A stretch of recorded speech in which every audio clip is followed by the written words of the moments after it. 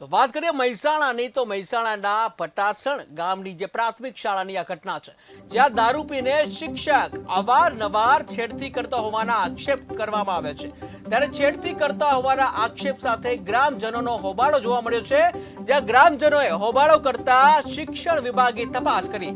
ત્યારે ટીપીઓએ જે કહી શકાય તે સ્થળ ઉપર પહોંચીને નિવેદનો લીધા છે।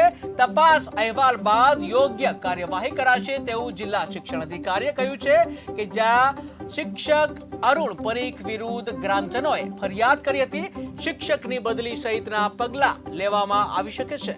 ત્યારે કહી શકાય કે શિક્ષક ઉપર તપાસ કરવામાં આવશે, જ્યાં છેડતી કર્યા હોવાના આક્ષેપો ગ્રામજનો દ્વારા કરવામાં આવે છે। મહેસાણાના પટાસણ ગામની જે પ્રાથમિક શાળા છે એની ઘટના છે, જ્યાં દારૂ પીને શિક્ષક અવારનવાર છેડતી કરતા હોવાના ગ્રામજનોએ આક્ષેપ કર્યા છે।